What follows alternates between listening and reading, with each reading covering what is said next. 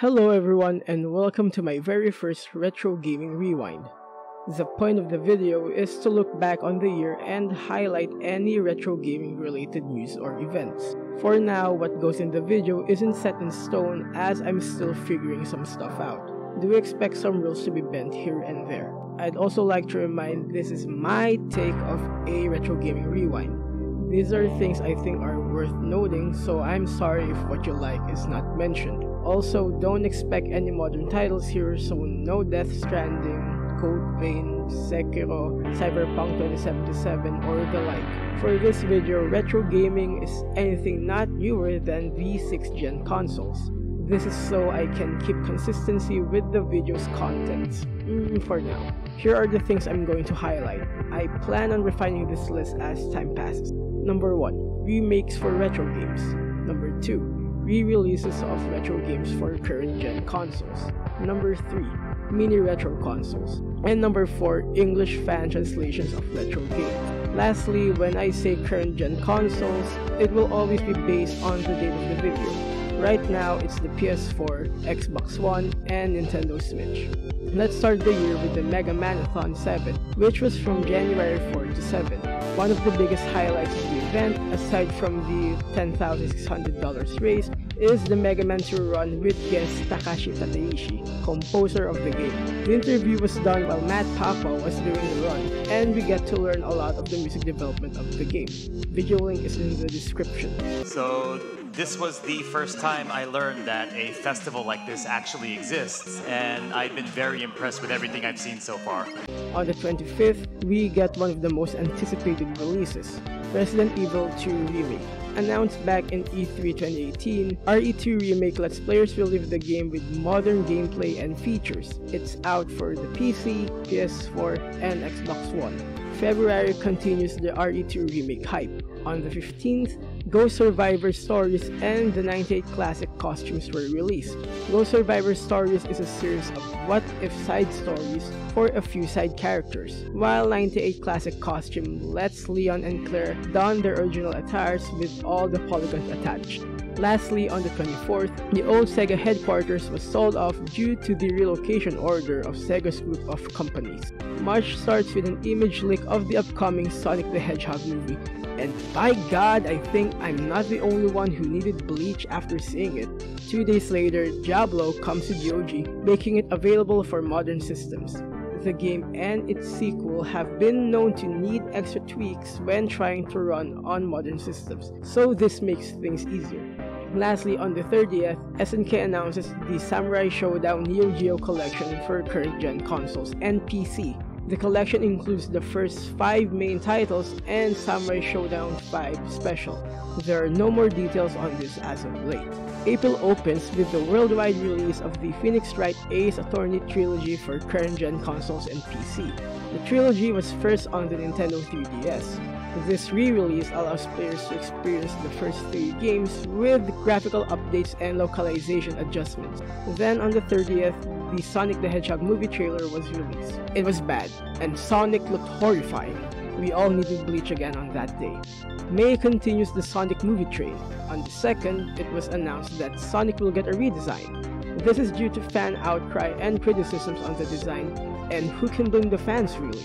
The day after, character designer Naoto Oshima and programmer Yuji Naka expressed their gratitude for fans' love and support for Sonic. Lastly, on the 19th, a Cotton reboot was announced for the Switch, PS4, and PC. Cotton is a series of shoot-'em-up games known for their cute visual styles. They help in coining the term shoot-'em-up. The reboot is said to be based on the first game in the series, and they also plan to re-release the original version on a floppy disk. June is the busiest month of 2019. In Japan, Advanced Buster Hawk Delay Lancer gets reprints. The game is considered a Mega Drive shoot-'em-up classic. Reprints will come in the form of an actual Mega Drive cartridge, which will be playable on the actual consoles. Time for E3 2019. On the 9th, Microsoft released a gameplay trailer of the Battletoads reboot. Battletoads, of course, is a classic beat-'em-up quite known for its difficult yet solid gameplay. The game, as far as we know, is still in development as there's no new details about it. The day after, Square Enix cemented their spot. first is the reveal of the FF7 Remake battle system, and finally Tifa Lockhart.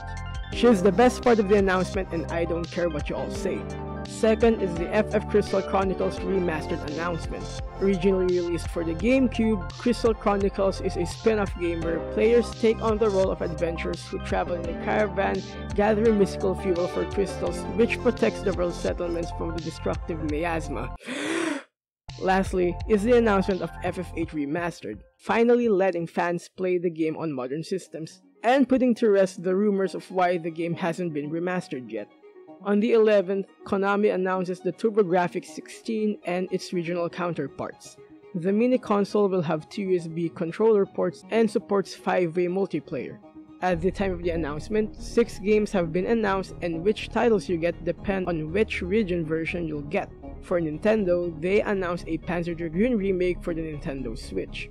The remake will be based on the first title and will come with the fancy bells and whistles of a remake. On the 15th is when I officially started the channel, yeah! My first video is on Metal Slug, maybe you should check it out. On the 18th, Bloodstained Ritual of the Night was finally released for current-gen consoles and PC. Announced back in 2015, Bloodstained is considered by many to be the spiritual successor of Castlevania, as both titles have been produced by Koji Igarashi. It has gone through several delays, mostly to polish the game's quality to what it is today. On the 21st, Crash Team Racing Nitro Fueled was released for current-gen systems. CTR Nitro Fueled is a remake of the original PS1 title, porting more unlockables, card customization, and more tracks. Lastly, on the 25th, Samurai Shodown was released for the PS4 and Xbox One. The game is a reboot of the first title. July is the month of post-E3. On the 12th, the previously announced TurboGrafx-16 and its regional counterparts are planned to release on March 19, 2020. The Japanese model will contain 58 games, while the international models will have 57. In August, we start with Iwata-san, a book by Yasuda Nagata, planned for an English translation. This is due to the multiple inquiries received by publisher Honobichi. As of now, there are sadly no concrete details yet. 2 days later, The King of Fighters 15 was announced at EVO 2019. No details has been released so far. On the 5th, NEC PC enters the retro mini consoles market with the PC8001 Mini. It's developed by HAL Laboratory and will come with 16 titles included in an SD card. Next up, DuckTales Remastered was delisted from digital stores on the 8th. No official statement was released as to why, but most attribute this to licensing issues. Lastly, on the 27th, the Mega Man Zero ZX Legacy Collection was announced finally! The collection includes all Zero games from the GBA and both ZX games from the DS. It comes with a bunch of new features, with the biggest being the Z Chaser mode, a speedrun/race game type. I'm completely biased and I don't care. September does not let up. On the 3rd, Final Fantasy VIII Remastered was released for current-gen consoles and PC, finally completing the PlayStation-era remasters of Final Fantasy games. The September 4th Nintendo Direct, they made a huge reveal of Terry Bogard as a part of Smash Bros. Ultimate. Terry is a playable character and the 4th DLC character from the Fighter's Pass. He serves as the game's SNK representative. A day after, River City Girls was released for current-gen consoles and PC. River City Girls is a spin-off beat-em-up game in the Kunio-kun franchise. You play as Misako or Kyoko as you fight through enemies to save their boyfriends, series protagonists Kunio and Riki, who have been kidnapped. 5 days later, SNK announces the Neo Geo Arcade Stick Pro. Aside from, well, being a controller, it is preloaded with 20 fighting games. On the 19th, the Sega Genesis Mini was released in most regions. The mini console comes with 42 games, though the exact selection varies per region. A day after, The Legend of Zelda Link's Awakening Remake was released for the Nintendo Switch. Link's Awakening was originally released for the Game Boy in 1993. The remake retains elements of the original title and the 1998 re-release, Link's Awakening GX.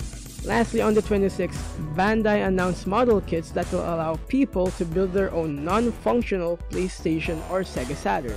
The models are small recreations of the console that comes with one controller. They will be available in Japan on March 2020.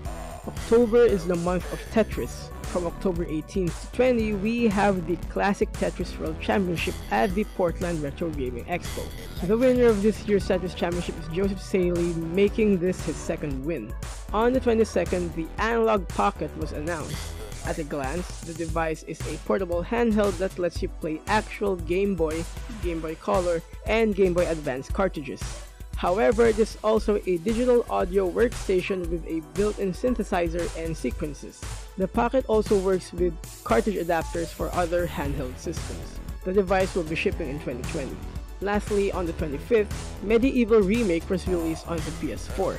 Originally announced as a remaster back in 2017, it became a full remake of the first PS1 title. As per usual, it comes with the additional features while staying faithful to the original. We're nearing the end of 2019. In November, we start with Masahiro Sakurai's showing of Terry Bogard in Super Smash Bros. Ultimate. The video aims to present Terry's moveset, fighting style, and other relevant details. On the 11th, the Neo Geo Arcade Stick Pro was released. On the 12th, after months of silence, we finally get to see Sonic's updated look via a new trailer. The general consensus is that it looks way better than the previous abominations. No Bleach for today. Lastly, on the 19th, Shenmue 3 was released on PS4 and PC. Announced back in E3 2015 and crowdfunded via Kickstarter, Shenmue 3 picks up where the second game left off. The game encountered a rough development cycle, but thankfully was still able to push through. Finally, December. We start on the 5th with Star Ocean First Departure R, released for the PS4 and Nintendo Switch. First Departure R is an HD remaster of the PSP remake, and like the remake, is based off the Super Famicom title. At Sony's Stage of Play, Resident Evil 3 Remake was officially announced. Though leaked a few days before, RE3 Remake was hinted a few months prior, but it's still reassuring to hear an official announcement. On the 17th, Capcom caused quite a stir as they filed trademarks for a lot of their IPs. For me personally, this doesn't mean that much. Trademarks expire and companies refile them just cause, but that doesn't mean we can't hope for possible new entries or even remakes considering RE2 Remake's success. Lastly, on the 18th, it was revealed that the original Nintendo PlayStation prototype will be auctioned off on February 27, 2020 via Heritage Auctions. The prototype is the supposed result of Nintendo and Sony's collaboration before the deal fell through. Most people on the internet have expressed that it belongs in a museum instead. That is it for my take on major year happenings. Now it's time for the list of released English fan translations. This is something I actually want to get into as there are a lot of cool games that have never left Japan. Now admittedly, most of the games here are from what I've gathered from news sites, so I'm really sorry if your favorite game that just got a translation patch isn't here.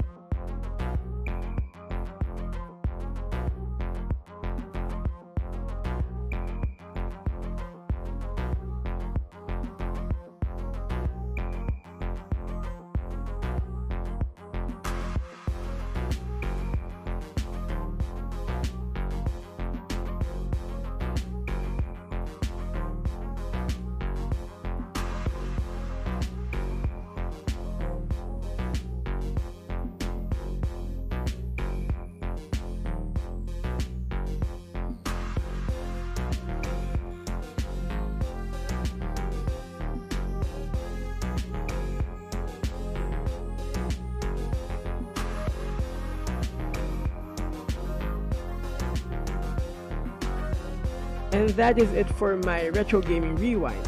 Let's hope that 2020 will be a great year, not just for retro gaming, but for gaming in general. I wish you all a happy new year. Take care everyone. Thanks for watching, and I'll see you in the next video.